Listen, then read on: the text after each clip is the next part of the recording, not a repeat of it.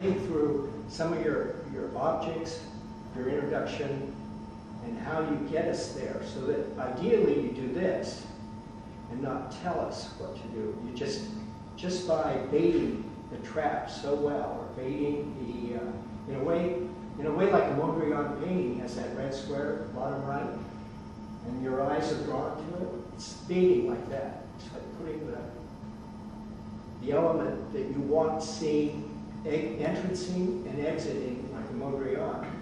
In the same way with performance art, it's the same thing. You know?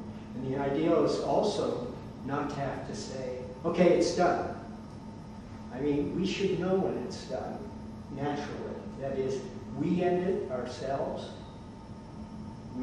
It's like time to end, exit, or whatever. We initiate it and we exit kind of on our own, not being told by language to do it, if you can. And that could mean just something like the lights going down. It doesn't have to be, but I think language is the weakest way to do it. Okay, it's done. Some other way, but that light goes out. Yeah. Since it's supposed to be yoga, could it have been like a meditation, like a song or something playing, and when it was over, could that be? All those things are possible, yeah.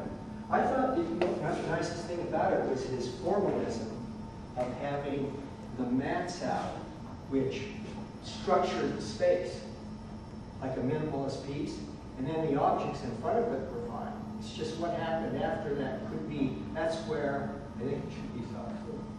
Yeah, I think keeping that structure and making it a little bit more pared down, a little bit more challenging would be good. Because I mean, what if it were all of these objects strictly, or these objects that were used for communications, you know, like phones and things that we think of very much for communication, and it's like, all right, you know, get to know each other without using the objects and without speaking, you know, and it becomes a little bit more, because I think everybody just started playing and just started doing whatever, you know, having fun. And that it's an interesting thing, I guess, about what our tendency is.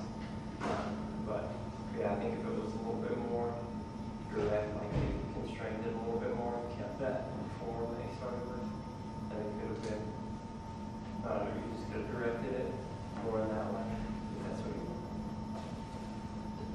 Yeah, there's another thing that I was thinking about. One of the pieces on the floor was a video camera. And I know at least once or twice I thought about where it was. And like, I don't know if I had performance anxiety, but I was definitely aware of that. So I didn't feel like it was organic or as free to act. However, in a way I felt like I was performing. I mean, that one maybe somewhat I didn't think about so much, but the other one, yeah, self-conscious. It was kind of intrusive. Well, was that supposed to be one of the objects? Yeah, it was one. So is that a way to like have some kind of barrier? You know, these are objects to help us bring us together, and then that one brings a contrast and then tension.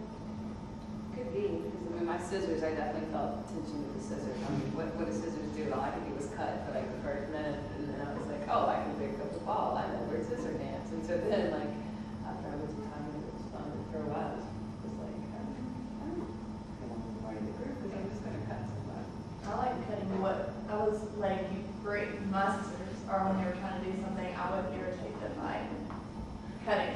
Like, or some people were tied and cut them. A lot of people went to kind of bondage in a way. A lot of people were being tied by their hands or just together. Like, saw two people up together and they had the saran wrap around them. It's all about. And I don't think anyone kept the same object in the whole thing, which we were supposed to, right? No, we were just. Not necessarily, no, he said. Oh, He one even at said a time. exchange, but one could exchange. Like you go up to someone whose object you want more and not ask, but just gesture, I guess, to make a trade or make a bargain at $1. The piece had these kind of like therapeutic implications, kind of like experimental, like group therapy or something like that. And where we exaggerated one element of the nonverbal communication, but it did kind of lack the intimacy that it would have been necessary to get into, come to any like revelations about the participants or yourself. I think there's this type of group psychology where it was like also experimental and